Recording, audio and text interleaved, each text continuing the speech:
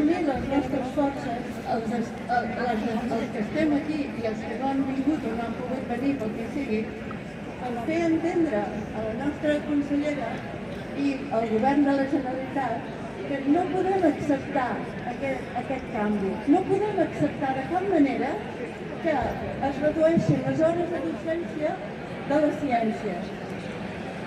Podríem pensar en els resultats de l'informe PISA de l'any passat i el rebombori que hi va haver a nivell de diaris i de polítics també, i en canvi ara sembla que costa de fer escoltar la nostra veu.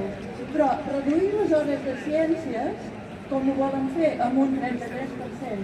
A més, aquesta unió va una mica en contra de la llibertat que els alumnes poden tenir a l'hora d'escollir, per exemple, física i biologia, i no haver de fer física i química, o química i biologia, o el que ells vulguin. Però, sobretot, la reducció d'hores és el més important en aquest moment. I hem de pensar que la formació en ciències és important per la nostra societat, com ja han dit els meus companys. És important. I, de fet, podríem dir que reduir la formació en general dels nostres joves i dels nostres nens és enfonsar el nostre país. I per això no podem permetre aquesta reducció, de cap manera no la podem permetre.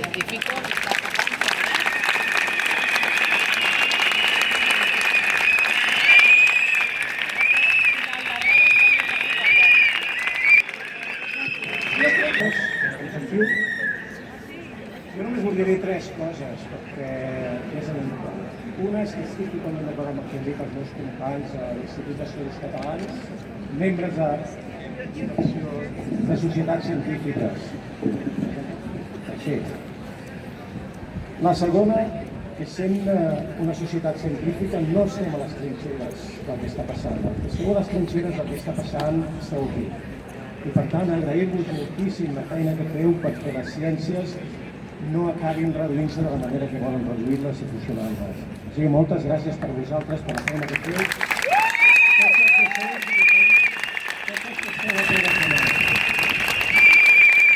que sí que us puc assegurar és que nosaltres estarem al darrere per tot allò que necessiteu perquè això no passi, perquè no passi el que volen fer. I tercera, que jo crec que des de la societat científica s'ha fet més que hem de treballar, és que els nostres joves no perdin l'esperit crític. I l'esperit crític només s'aconsegueix aprofundint en el coneixement. I per aprofundir el coneixement necessites hores.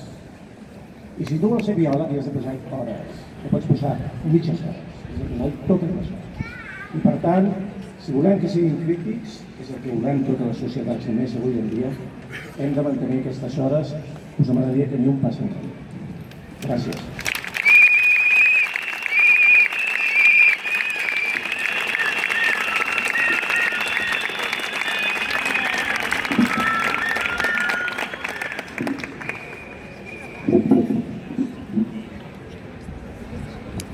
Ara li donem la benvinguda a en Jaume Pérez del Consell d'Estudiants de la Facultat de Biociències de la Universitat Autònoma de Barcelona en representació dels estudiants universitaris de Ciències.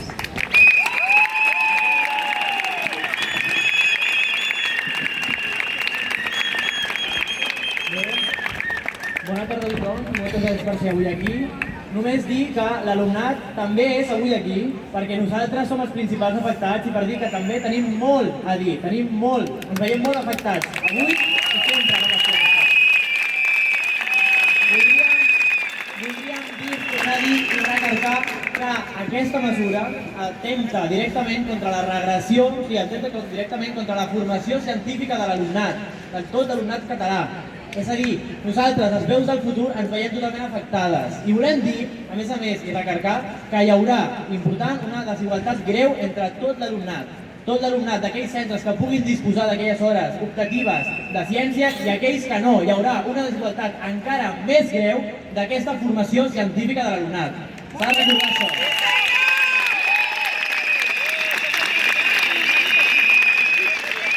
I finalment, recordar, i com ja han dit els meus companys anteriors, dir que la ciència no és només a l'aula, la ciència és el dia a dia i hem de fer-hi front, hem de lluitar constantment contra aquesta mesura perquè no s'implementi i perquè no afecti la vida de tot l'alumnat que tindrà aquesta per davant. Moltes gràcies.